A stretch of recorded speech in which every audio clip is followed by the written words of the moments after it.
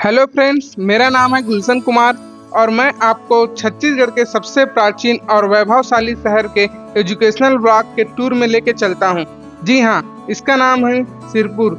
यह प्राचीन शहर महानदी के किनारे बसा हुआ है, महासमुंद जिले में। इसे प्राचीन काल में श्रीपुर या चित्रांगतपुर के नाम से भी जानते थे।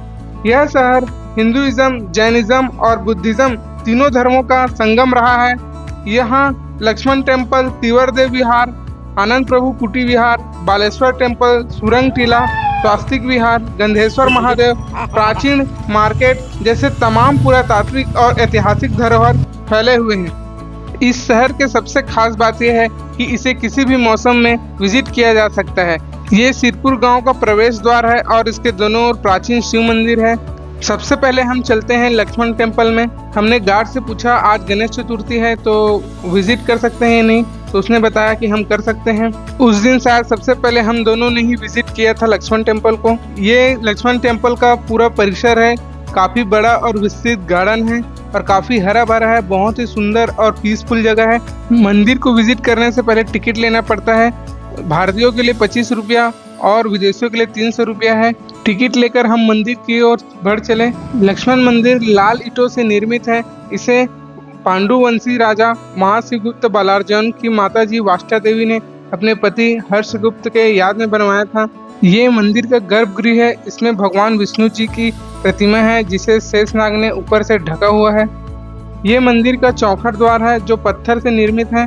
काफी सारी प्रतिमाएं इसके भग्न हो चुकी है, टूट चुकी है। और ये मंदिर के चौखट में एक चक्र और डिजाइन बना हुआ है, काफी बेहतरीन और सुंदर है। मंदिर के चौखट में इस तरीके से मैथुन दृष्टि वाले युगल की प्रतिमाएं बनी हुई हैं। मंदिर चौखट के दोनों ओर भगवान विष्णु की 10 अवतार के रूप अंकित हैं। वराह अवतार, नरसिंह अवतार, वामन अवतार, महाराजा बलि के ऊपर पैर रखते हुए विष्णु जी, राम लक्ष्मण अवतार, इस तरह भी भगवान विष्णु के अवतारों की चित्र बने हुए हैं, लेकिन काफी भग्न हो चुके हैं। मंदिर के बीचों बीच लेंटल में भगवान विष्णु की शेषशायी प्रतिमा है, वो भी भग्न हो चुकी है। पूरा मंदिर लाल ईंटों से बना है, लेकिन इसका चौखट जो है वो पत्थर से बना हुआ है। इसके ईंटों की खास बात यह है कि ये काफी परफोरेटेड टाइप से हैं और इसमें उतनी काई नहीं लगी है और काफी चमकदार है और इसका कलर भी बहुत बेहतरीन है। इसे लाल ईंटों का ताजमहल भी कहा जाता है। पूरे भारत में ये अपने तरीके का एक अनोखा और बेहतरीन मंदिर है। ये मंदिर के पीछे का गार्डन है और पीछे संग्रहालय बना हुआ है। मंदिर पीछे से कुछ इस तरीके से दिखता है। टोटल 3 मूर्तिशालाएं हैं। हम सबसे पहले मूर्तिशाला 1 में गए। यहाँ खुदाई से प्राप्त विभिन्न मूर्तियों को सहेज कर रखा गया है। यहाँ ग्रेनाइट की मूर्तियाँ और सैंडस्टोन की मूर्तियाँ, अलग अलग तरीके की मूर्तियाँ यहाँ पे हैं।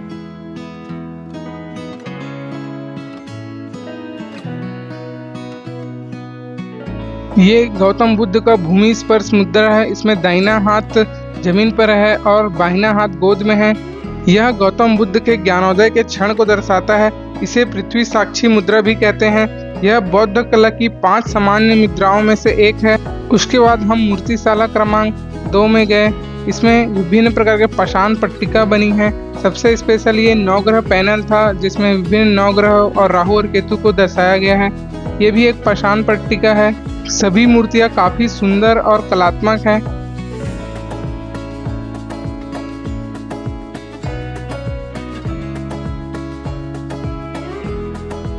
ये एक पाषाण निर्मित युगल की प्रतिमा है। इसमें युगल को मैथुन दृश्य करते हुए दिखाया गया है। यह 7वीं और 8वीं शताब्दी का है। ये 7वीं 8वीं शताब्दी की पद्मपाणि की लेख युक्त प्रतिमा है। पद्मपाणि और लोकोतेश्वर का दूसरा नाम है। पद्मपाणि एक बोधिसत्व है।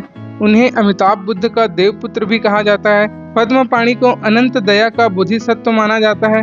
पद्मपाणि को उनके ध्यान संबंधी गुणों के लिए जाना जाता है, जैसे कि उनके होठों की परिपूर्णता, पतली कमर और नाक, घुमावदार लंबी भौहें और बादाम के आकार की आंखें। पद्मपाणि की पूजा नेपाल, तिब्बत और चीन जैसे देशों में की जाती है। अजंता की गुफाओं के चित्रों में पद्मपाणि की पेंटिंग सबसे प्रसिद्ध है। ये गौतम बुद्ध की 7वीं शताब्दी की भूमि स्पर्श मुद्रा वाली मूर्ति है। ये हारती की प्रतिमा है। हारती की मूर्तियां कई जगहों पर मिली है।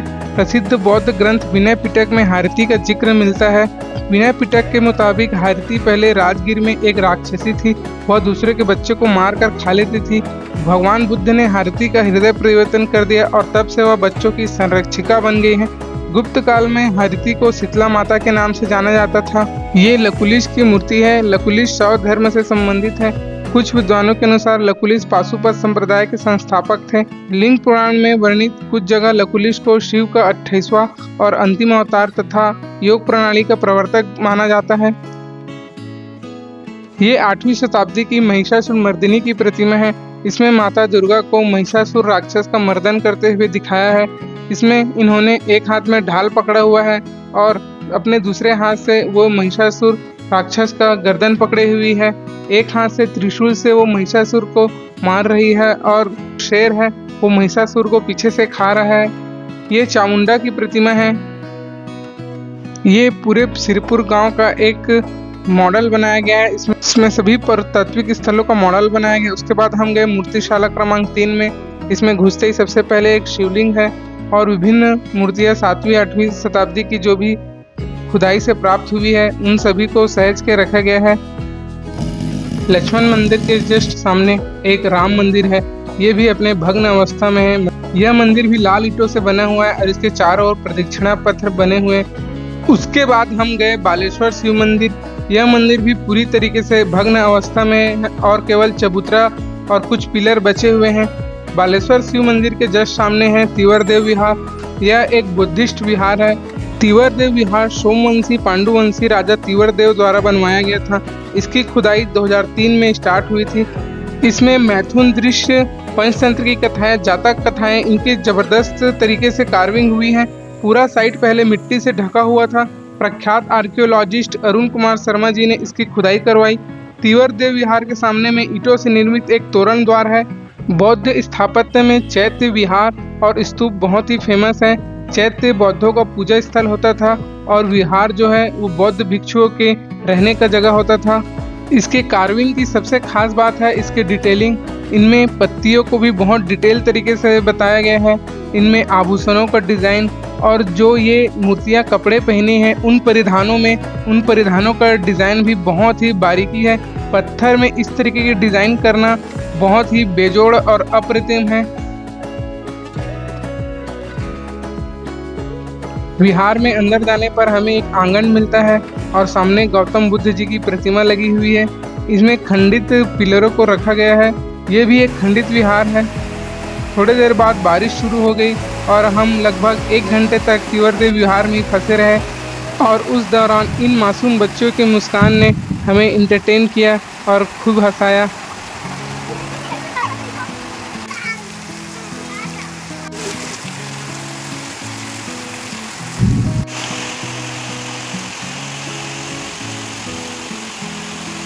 इतनी घनघोर बारिश हुई कि पूरा विहार भर गया था। बारिश रुकने के बाद हम अपने अगले गंतव्य स्थान आनंद प्रभु कुटी विहार की ओर चल पड़े। बारिश होने के साथ रोड कितना अच्छा दिखने लग गया था। आनंद प्रभु कुटी विहार दक्षिण कौशल का सबसे बड़ा विहार था। इसे बौद्ध भिक्षु आनंद प्रभु जी ने बनाया था।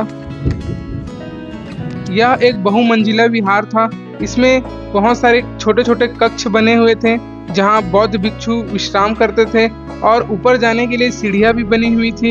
ये भी बारिश में भर चुका था। इन 2 विहारों के अलावा सिरपुर में स्वास्तिक विहार भी है। गंधेश्वर महादेव मंदिर, सुरंग टीला और प्राचीन कालीन एक बाजार भी पाया गया है। सिरपुर पुरातात्विक दृष्टि से बहुत ही महत्वपूर्ण केंद्र है दक्षिण कौशल का। 1 घंटे बारिश में फंसे होने के कारण हम उन प्लेसेस को विजिट नहीं कर पाए और हम अपने अगले गंतव्य स्थान धसकुंड वाटरफॉल की ओर बढ़ चले थे।